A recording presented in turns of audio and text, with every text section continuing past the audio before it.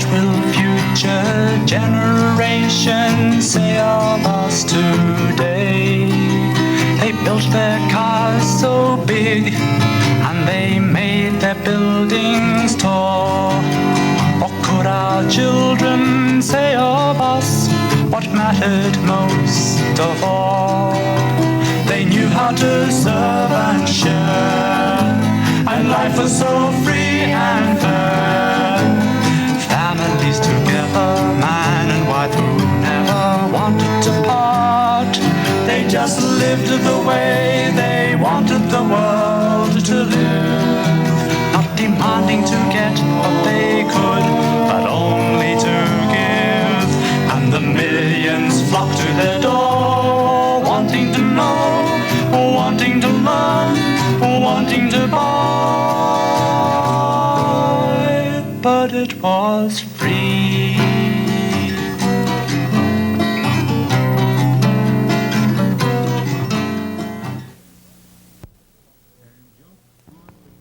Hello, welcome to As We Want the World to Live. I'm your host, Michael Henderson, and our guests today are a very interesting couple from northeast India, Stanley and Helen Nichols-Roy. Stanley has been very active and still is in the political life of his country. He was for several sessions a member of the Assam legislature, and then when his own state, Meghalaya, received its autonomy in 1970, he joined the cabinet and had many portfolios there and served again in the Meghalaya Legislative Assembly.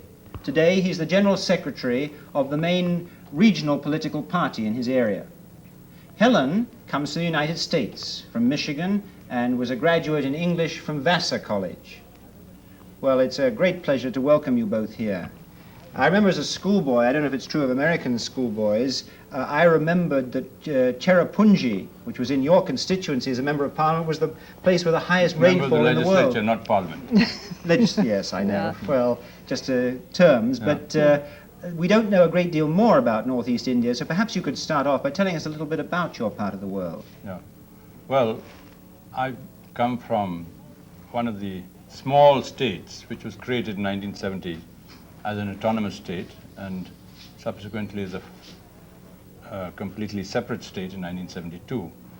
But it is one of the areas known as the tribal areas of northeast India, and we have Khasis, who are one of the matrilineal tribes, and Garos, matrilineal tribe. Perhaps you could explain what matrilineal means. Well, that's where the line of descent comes from the mother's side instead of from the father's side. The ruler. No, not the ruler. What does that mean? No. Well, the men rule, but the women control the property and the name. The descent comes through the mother's side. And you're a Khasi? I'm a Khasi. Yes. And my wife is wearing a Khasi jangsem, or a dress that one wears on special occasions, sometimes at weddings, sometimes at going to church or anything of that sort. But Meghalaya is a state which was created as a result of the struggle of the northeast people, the hill people of northeast India. And I was involved in that struggle because from 1960 I got involved in politics after my father died. He was a member of the cabinet of Assam, and he had been one of those who helped to frame the constitution of India. But I never thought that I would get into politics.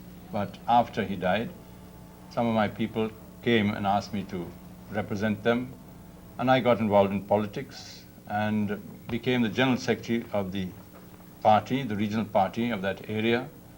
And we struggled for many years to separate ourselves from Assam because we are a different type of people. There are many hill tribes in that region.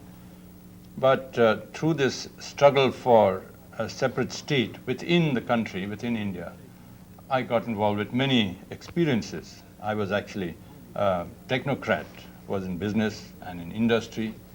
And one of the places where I was trained was here in the United States as a student at the University of California. What field? Well, I was trained in food technology, actually, and then I studied for 2 years in engineering. And is that But- where you met Helen? Yes, I met Yes. her at the University of California at a football game, actually. Oh, well, what impression did Stanley make on you? It must have been quite dramatic. It was, and we were married in '49, left almost, well, within 2 months, we left for India on our real honeymoon. And I knew nothing of India. I had never been interested in India.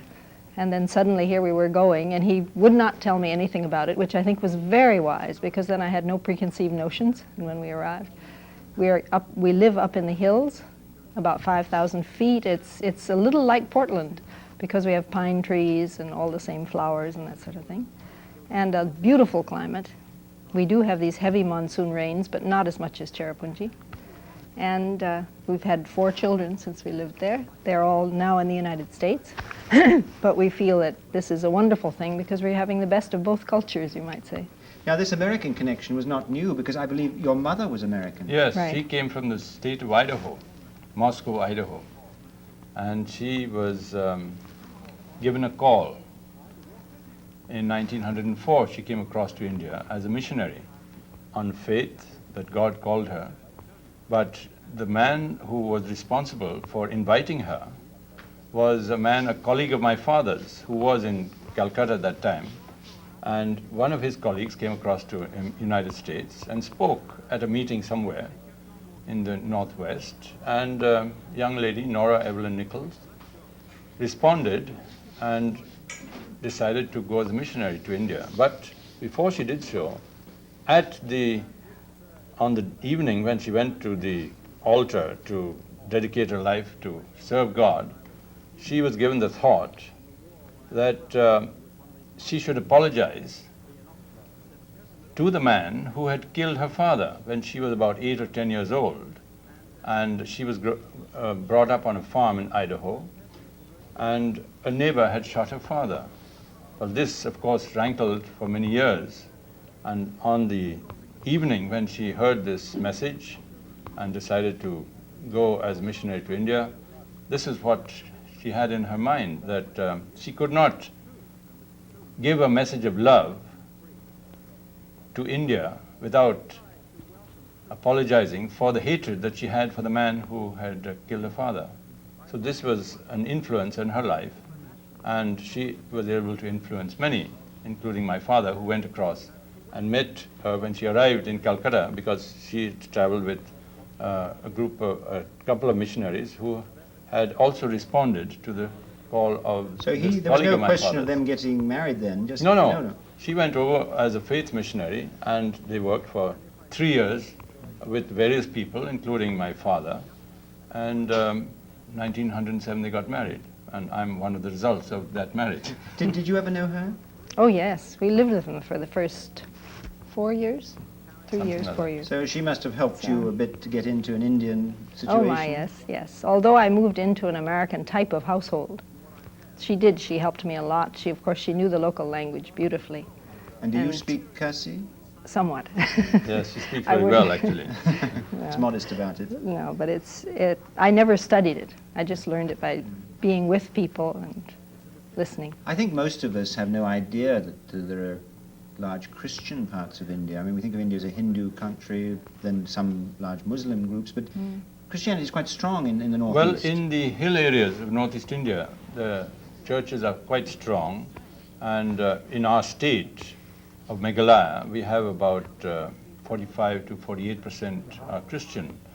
In Mizoram, there's about 95%, and so on. There are different areas of northeast India where the hill people have become, a large number of them have become Christians. In the whole of northeast India, which includes Assam, which is the biggest state, we have about 1 million Christians out of about 15 million population of the Now, total you have a area. border with Bangladesh, and of course they're Yes. Muslims. Was part of the problem of your culture, the people in that area feel their culture was going to be swamped partly because it was Muslim coming into Christian areas, or it was not a religious thing? Well, it wasn't so much a religious thing as a population explosion that's going on all around Asia, and their area has more population per square mile than probably any part of Assam or any part of northeast India. And many of the people of Bangladesh have come across, infiltrated into Assam, into Meghalaya, into other areas for economic reasons. Of course, during the partition trouble between East Pakistan and West Pakistan, then a large number of refugees did come over. And that was just when our state was being created. And it was a great problem for us to take care of these refugees. 750,000 of them that poured into our state, not to speak of the huge millions that poured into West Bengal, Assam, and other places. But eventually they returned. Many of them, most of them returned when Bangladesh was created. But that infiltration still takes place.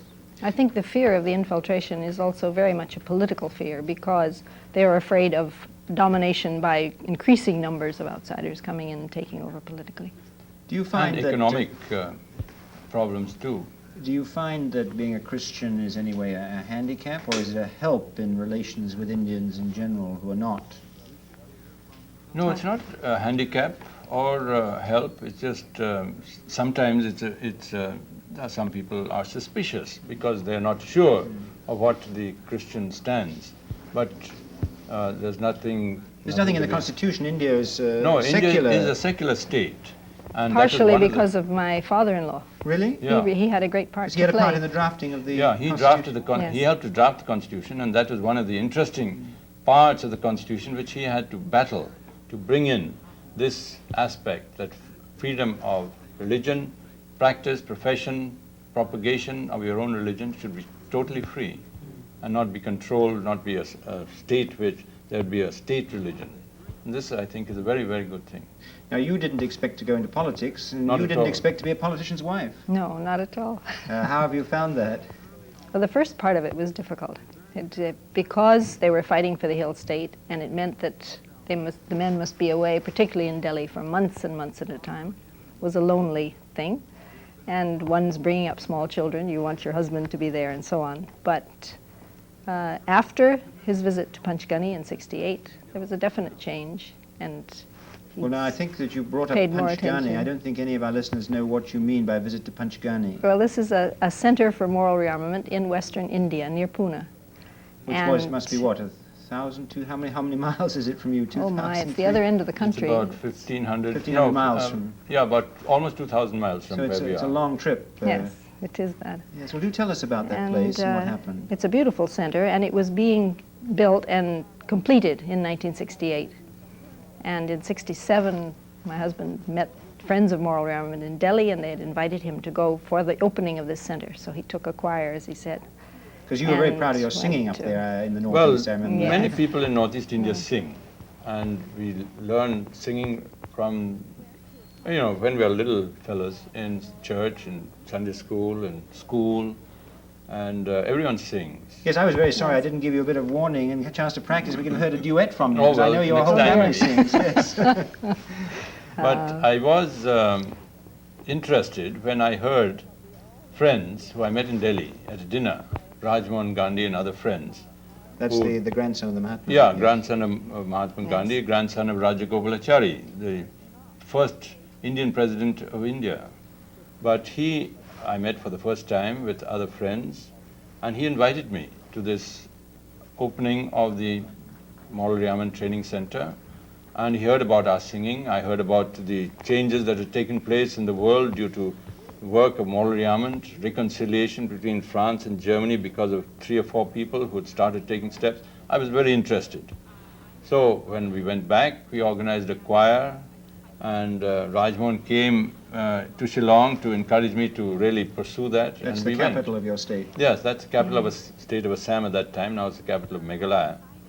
And we went to Panchgani and found a marvelous experience. I, for the first time, was made to understand that a political leader like myself did have a role to play in changing the world, because I met a man named Kim Beazley, a member of parliament from Australia. I met a member of parliament from Scotland, Patrick Woolwich Gordon, and these 2 men who had been fighting for moral standards, absolute moral standards in politics in Australia and in Scotland and in the United Kingdom, made me very interested. I met people from the trade union movement, I met farmers, I met Marxists, I met who were previously Marxists, all kind of people I met. And for the first time in my life, I saw an answer to the problems that I had faced in my life, in the situation in the political world, in the industrial world, which I had been a part of, and through changing persons, through individuals taking steps of change. And I was challenged. And I saw my role that, well, here's something that I did not need to be a preacher like my father was. Well, he was a preacher. God had called him to preach the gospel. He was actually a clergyman. He was Yes. a clergyman. And he was also led into industry, into politics. But because I was never called to be a preacher, I felt that, well, maybe I didn't have the role that he was called to do. But here I had met a group of people who, no matter who they were, they could still have a part in bringing the whole world under God's control, starting with themselves, and not just preaching to somebody else. But that made me very interested. And I needed to take a lot of changes, a lot of steps of change in my own life. So I took that decision. And Now, Helen wasn't with you. no, she wasn't. Only our daughter was with us. She was a good singer, and so she came with us. And we were there for about 7 days, and then went on to Delhi with Patrick Woolridge Gordon and saw the Republic Day parade in Delhi. And And you then talk he- about changes. Did you notice any when he got I back? certainly did. Yes, when he came back, I didn't know what he'd gone for. I knew nothing about moral rearmament or Panchgani or anything. And he came, even when he walked in the door, he was different. I can't explain it. But I could see his reaction to the family, the way he came, the things he talked about, everything was so different. I didn't know what had happened until he began to explain to me. And then it began to mean more and more to me. 2 or 3 days later, I began to think about it in relation to myself instead of just our relationship together. And gradually, I mean, his care for the family, his outlook on his own political situation, everything seemed to have changed. And what fascinated me was that a moral change inside had so much effect on all these things that were going on around us. I had seen the worsening relations between him and Chaliha, between him and the Assamese Chaliha leaders. was the chief minister of the state. Chief Minister of Assam, who they felt was the opposition, who was preventing their having the state that they wanted. Well, we And- were struggling for the state to be carved out of Assam. We had decided for non-violence, but it was a long struggle. It was a frustrating struggle. And at one time, we were wondering whether many of our followers would go into violence. And this is what we did not want, because many other areas, many other states, as a matter of fact, most states carved out of others, were created only after a lot of violence. And we didn't want that. And we were pledged to non-violence, but we did not know how to bring about this change that was required in the political structure. And they weren't speaking to the people from the other side. And they kept hoping that maybe just behind the scenes somewhere something violent would happen, which would force Delhi, make Delhi accede to their demands. And so this was Panchgani very experience gave you, at least in relation to some of these people, a new attitude. Yes, well, I realized that my blaming the Assamese, Chaliha, the leader, or the people in Delhi for not doing something enough for our hill people was not going to help. And I had to take steps in my own life, in our own party, in our own situation, to improve the relationship. And I also knew that it would be difficult to carve a state out of Assam without the cooperation of the Assamese if it was going to be non-violent and peaceful. And as a result of that change of attitude in my own relationship with BP Chaliha, we started working together and trying to find out the best way that we could work together to solve the problem, which had been for many, many years unsolvable. But it worked. Well, as you know, I was in Meghalaya when you had Yeah, your that's independence right. celebrations, and Mrs. Gandhi came, and it was a great day. And I remember something which you Not made... independence, that's the wrong Well, word. your... No. The creation of the new Yeah. state. New state, Right, excuse me, right. yes. But I remember something you may not remember. With all your new responsibilities, I don't know how many cabinet posts you had. It was Well, there were only 3 or- 5 cabinet members You- to you had start to share with. responsibility I had for- 6 or 7 Yes. or 8 Well, with all portfolios. these things that you were just taking office, your main concern, do you remember what it was? I'd forgotten, I'm It was the sorry. United States. You gathered together on the eve of independence all those present in the group I was with who knew anything about America, because you were really concerned about the United States, the way it was going, and how the relations between India and the United States could be improved. Obviously, it's something No, very much that's- on your heart. Is that something you'd like to touch on Well, now that you're back here? Yeah, well, the thing is that I'd just come back from the United States because I'd come here just after Christmas, 1969, 70 for 2 months, because I knew that would be the time when I would be free. And as soon as we went back, our autonomous state was created. And then I took responsibility. But having just come back to the United States and seeing the changes, I heard from, I remember one of the friends I'd met at the time, a French lady, Madame Irene Laure, who said, and the governor's, our governor, B.K. Nehru, his wife, mentioned that this idea of change, of bringing about a transformation in society, starting with ourselves, it's so important in America because it is the United States which has the power, apart from the military power, it has the ideas that is being spread through books, through television, through radio, the music, everything spreads out in the Western world at least. From You the get United quite a bit States. of it into Assam, do you? Oh yes, yes. it influences Michael the whole Jackson world. there yet?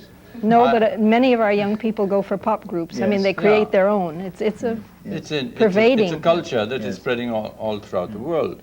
And to bring back the United States to that aspect, which I remember as a student at Calcutta, at the Presidency College, I always had the United States as a place where hope, freedom, the place where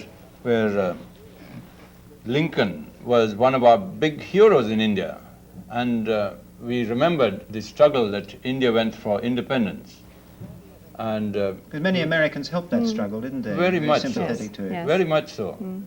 But in recent years, especially in 71, there was a change, the leaning to the dictators and many other things which happened. And I was concerned that America, which I was part of because my mother came from this country, my wife comes from this country, I was wanting to have that ideal which I was looking for, a country where in God we trust is still written on the money here. Well, this is what I was looking for, that this is the country which not only has the big bomb, but it has the best ideas that can influence and win the world to something great. And this is one of the reasons why I feel that it is one of the things which I look for, that people in this country remember their own heritage of what this country was built up for. You must feel this too. Oh, very much, yes. And it worries me sometimes that I see some of what I consider the less desirable features of American culture going overseas. And I yearn to see all the best things come out of America. What are the best things? How would you enumerate them? Honesty and a sense of justice and fair play, the traditional values. These are the things. I think that one of the things that possibly you run into that Americans find difficult to understand is how a country can be a friend of the United States and still be non-aligned. I mean, there's a sort of feeling, well, if you're a friend, you've got to stand with us. And you're really a non-aligned country. Well, we are non-aligned so far as struggles of warfare is concerned. But I believe India has shown itself to be on the side of justice, on the side of truth, and we still remember one of the greatest leaders of the world, Mahatma Gandhi, who sought for truth, no matter where it was, and tried to show it to his enemy, to present his enemy, who at that time was Britain, holding India under its control, that they should learn to know how to deal with people under them. And this has influenced India a great deal. I think the Gandhi film, has had a big influence in this country. You've seen that? Oh yes. Oh my, yes. Yeah, That was you I liked the think portrayal? We was liked it very much. much. Yes. Yeah. We felt it was very... There's one thing I'd like to mention, which when I come to this country with young children, growing children, we used to go to Disneyland. And there's one place in that Disneyland which has impressed me. The feature about Abraham Lincoln. And here you see this man getting up and giving a speech. And he says, this country can never be destroyed from outside armies. It can only be destroyed from within. And I see that every time I come from year to year, sometimes within 2 years, sometimes after 5 or 6 years, that the moral disintegration in a country can come only from within. And the battles that happen, whether it's in India or in America, it's really the moral battle that a man has to overcome to be the best that he's meant to be. And this is what I look for in the United States, that we remember those wonderful qualities that the world used to admire in the United States. Because there's a very common factor which we sometimes forget, that we're both democracies, and in fact India is the world's largest democracy. Oh, that's right. And in fact I think Indians could put us to shame in the way you turn out at elections, isn't that Well, true? there are some places where about 85–90% of the Yes. people vote.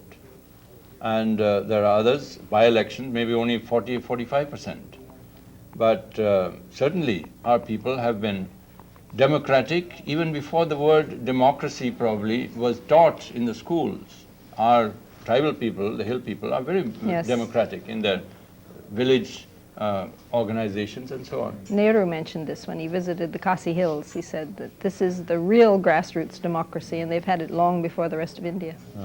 I know you're on a private visit and you can't comment on perhaps some of the more hot political issues in the country at the moment, but are you optimistic that despite all the pulls between various parts of the country, the threats of trying to secede or something, are you hopeful of India's future? Yes, I have no doubt about India's future so far as that's concerned. Their leaders will come and go, but democracy has been well established. And there was a time when they thought, Nehru had gone, after Nehru who, after Nehru what? But changes have taken place. Individuals have come, individuals have gone, but the basic structure of the country of India is well founded because our constitution is well based. And we change our constitution from time to time when necessary. Do you have a final word for America? Well, I think it's an individual point. I have come to realize how very important to people abroad is the quality of life of the individual American. And I would also like to say that I think it was very important that Americans should come to India and learn. Well, I would like to say that we should consider these two large democracies as friends, and we may not always agree on all issues, but we should be real friends. Well, thank you very much for that note. We wish you all the best as you head back to India. Thank you very much.